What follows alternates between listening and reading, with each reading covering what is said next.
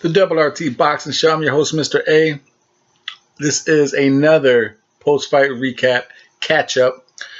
Again, on the 13th of the Golden Boy card, which was the headliner of Cano and somebody, but Cornejo and Cruz were the super middleweight champion.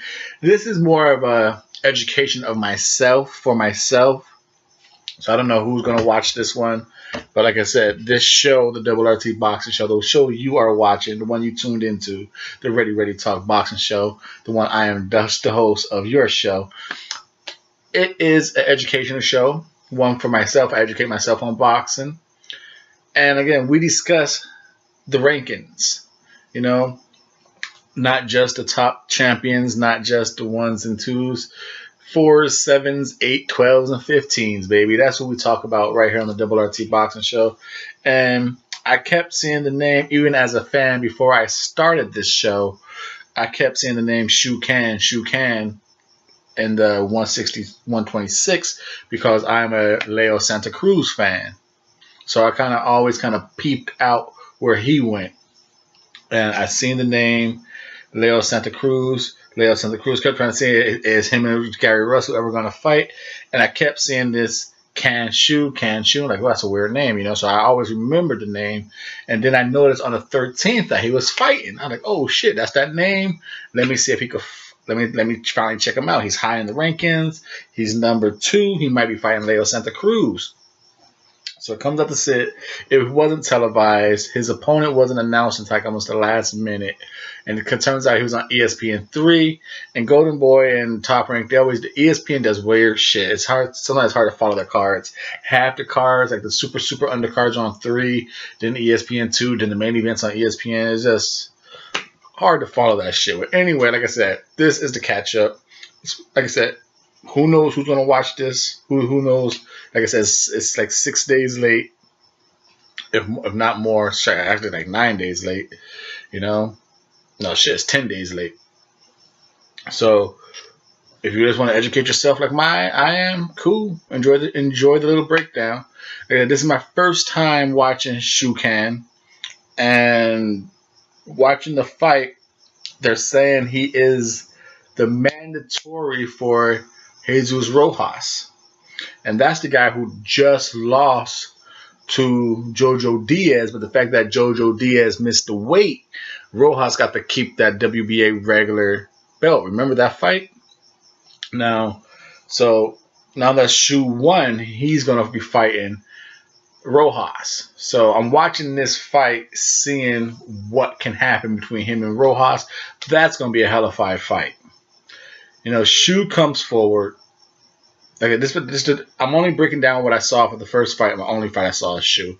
There's other fights of him on YouTube, so maybe in the future, I am going to go check those out. But he's not a back foot fighter. He didn't take a back foot step in this one.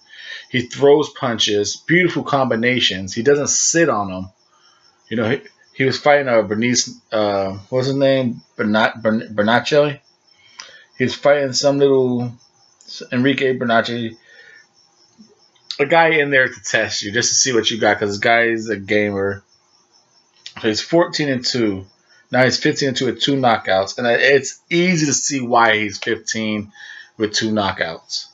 He's age 24, 12% knockout. The dude doesn't sit on his punches. He's all arm punches, and he throws beautiful combinations when he wants to, head, body, hooks. You know, but the thing is, he does that American.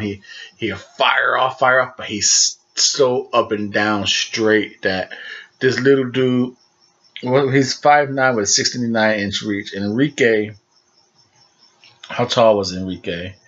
They don't even say, but Enrique had, if Shu was 5'9", Enrique had to be like 5'5".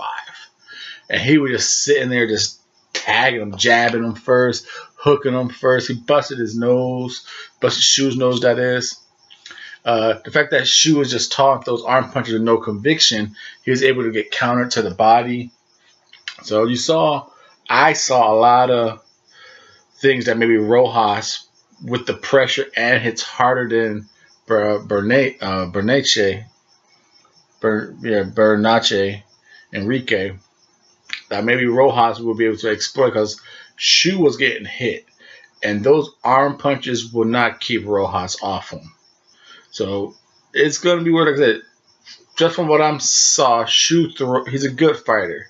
Yeah, I don't know how much turning he has to turn his opponent, how much footwork he has, but combinations, his offense is cool.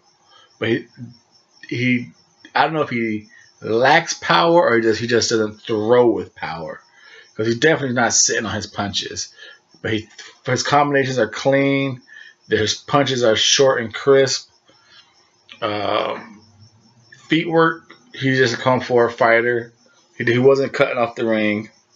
His defense is he needs defense, because Rojas is going to work the body and work. Rojas is going to test him with that pressure. So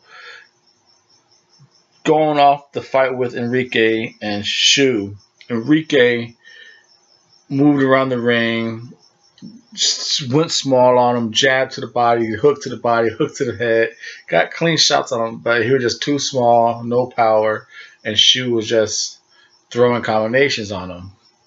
So Shu looked pretty good, and you saw some flaws, or not, I won't say flaws, but you just saw some perhaps some points where a heavier competition, or even Rojas, the champion, might be able to take advantage of.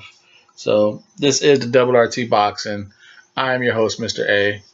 Thank you for tuning in to the post-fight recap catch-up of Shu Can defeating Enrique Bernice. Like I said, this is more of an education. This is more of a self-indulgent show. Because for me, hopefully, you boxing junkies out there who just want to learn more about ranked fighters, this helps you a little bit. And for you Shu Can fans, thank you for tuning in. This is the Double RT Boxing Show.